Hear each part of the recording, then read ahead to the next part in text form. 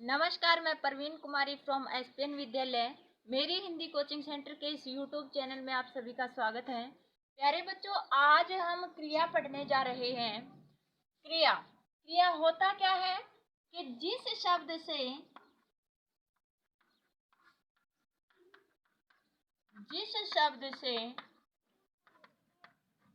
किसी काम का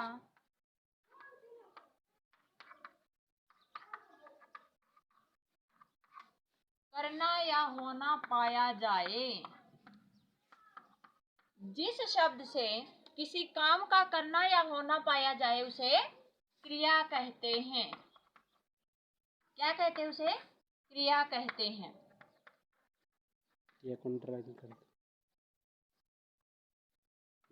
क्रिया कहते हैं। जैसे पढ़ना, लिखना, उठना, बैठना, चढ़ना। ठीक है, ये सारे जितने भी काम हम करते हैं वो सारी क्रिया है। अब आता है कि क्रिया कहाँ से बनती है। धातु। क्रिया के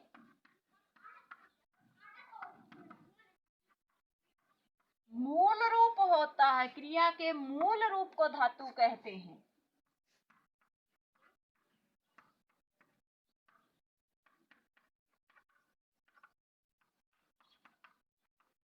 अब आप बच्चे सोच रहे होंगे कि मूल रूप क्या होता है। मूल रूप होता है जिस मुख्य शब्द से ये क्रिया बनती है। जैसे पढ़ना का पढ़, लिखना का लिख, उठना का उठ, बैठना का बैठ, चढ़ना का चढ़। ठीक है, ये सारे क्रिया के मूल रूप होते हैं। अब देखिए, क्रिया के मुख्य रूप से दो भेद होते हैं। दो भेद होते हैं क्रिया के। एक तो होती है हमारी अकर्मक क्रिया।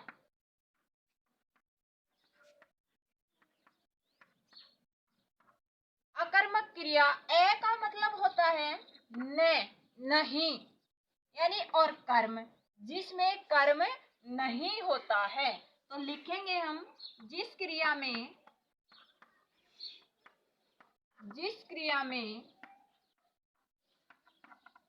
कर्म नहीं होता उसे क्या कहते हैं? अकर्मक क्रिया कहते हैं। जैसे मोहन पीता है। अब हमें नहीं पता वो क्या पीता है। राम चलता है। सोहन रोता है। इन सारे वाक्यों में क्रिया तो हो रही है, लेकिन इनमें कर्म नहीं है। तो जो क्रिया बिना कर्म के होती है उसको अकर्मक क्रिया कहते हैं। अगली देखिए, अगली है हमारी सकर्मक क्रिया। ठीक है, सकर्मक, स मीन्स होता है सहित। क्या होता है? सहित। और कर्म, यानी जिस क्रिया में कर्म होता है, जो क्रिया कर्म सहित होती है।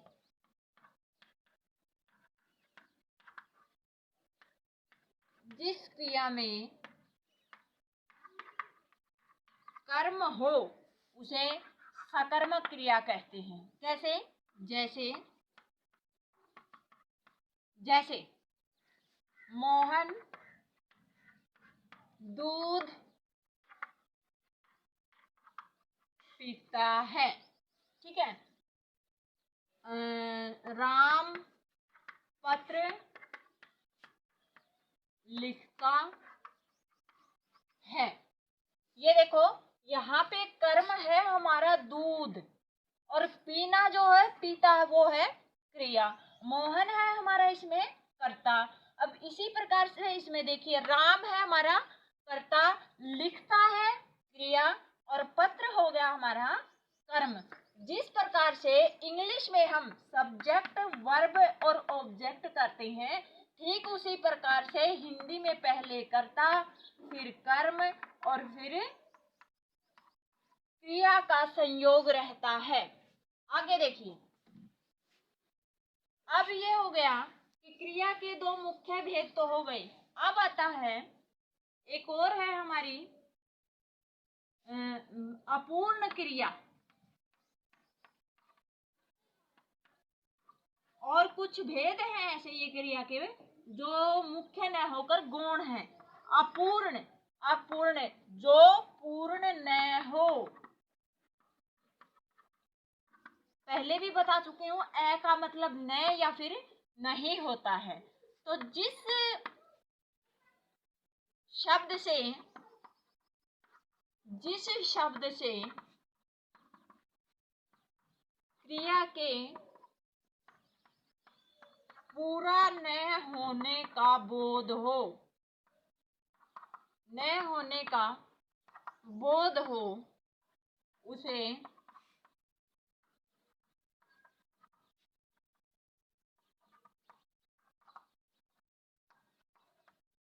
ये कहता है कि जिस शब्द से क्रिया के पूरा न होने का बोध होता है उसे क्या कहते हैं? अपूर्ण क्रिया। देखिए कैसे अपूर्ण मीन्स होता है, जैसे मैं, एग्जाम्पल है इसका, मैं अगले वर्ष बन जाऊंगा। अब ये बन तो जाएगा, हमें नहीं पता ये क्या बनेगा अगले साल। जवाहरलाल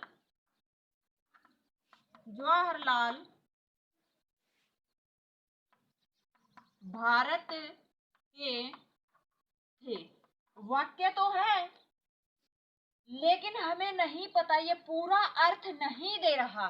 जवाहरलाल भारत के थे, अब हमें नहीं पता, हम डाउट में रहेंगे भाई जवाहरलाल जो भारत के क्या थे, और ये पूर्ण कैसे होगी?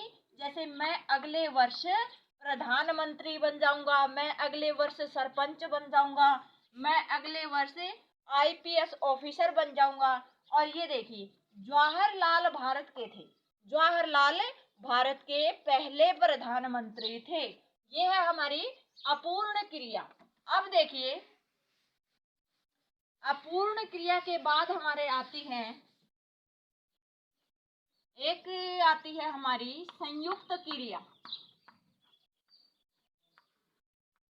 संयुक्त क्रिया जो क्रिया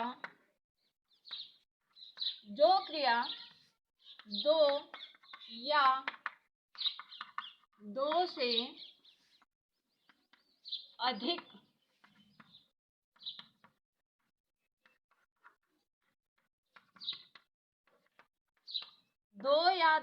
अधिक धातुओं से मिलकर बने।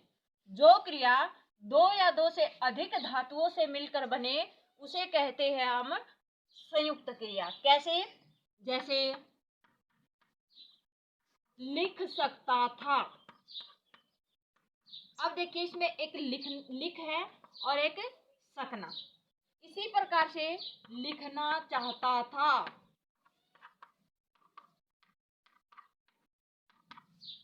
जा सकता था। इनमें दो दो धातुएं हैं, जा और इसमें सक। ठीक है, ये है हमारी संयुक्त क्रिया। अगली देखिए, अगली है हमारी नाम धातु क्रिया। नाम धातु क्रिया जो क्रिया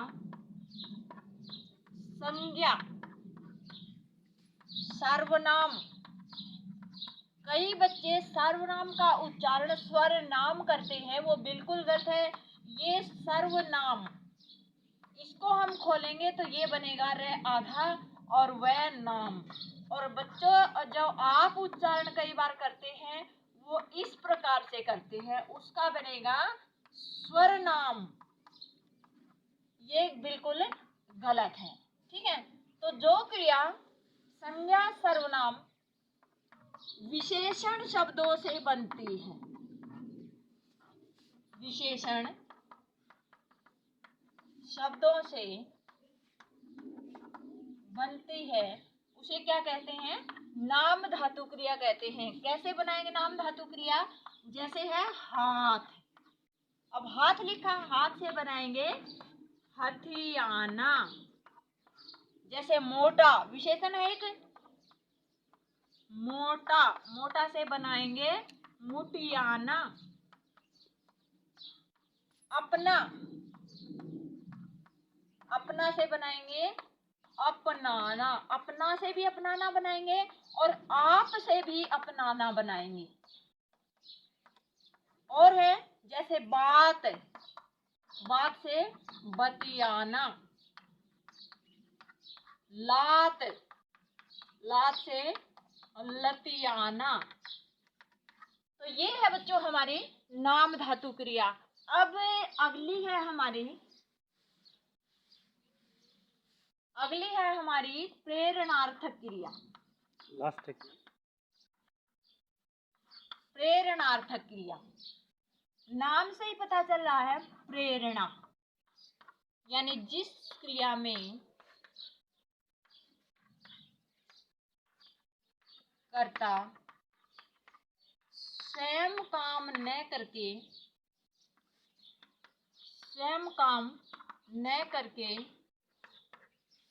किसी दूसरे को काम करने की प्रेरणा दे।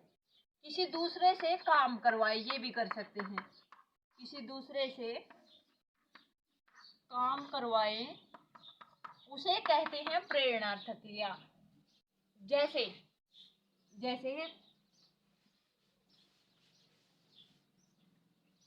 जैसे माँ बच्चे को दूध पिलवा रही है। गीता नौकरानी से कपड़े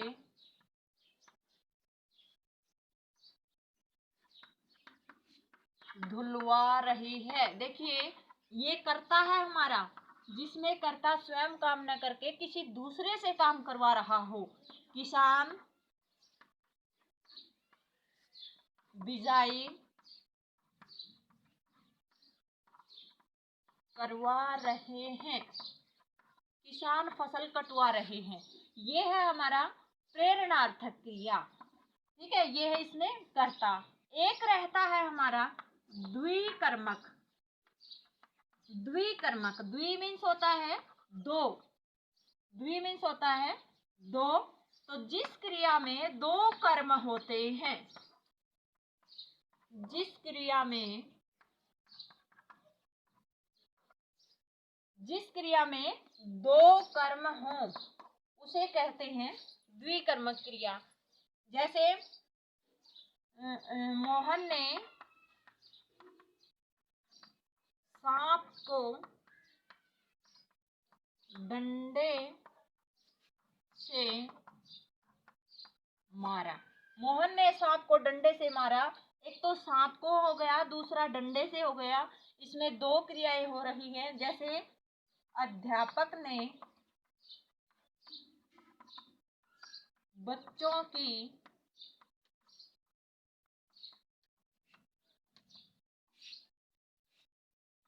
की कॉपियां जांची। बच्चों की और कॉपियां, यहाँ पे दो कर्म हो रहे हैं। और प्यारे बच्चों, आशा करती हूँ कि आपको अच्छे से समझ में आया होगा। अगर किसी प्रकार की कोई दिक्कत आती है समझने में, लिखने में, तो आप कमेंट कर सकते हैं। हमारे चैनल को लाइक करना, सब्सक्राइब करना न भूलें। आज के लिए इतना ही, धन्यवाद।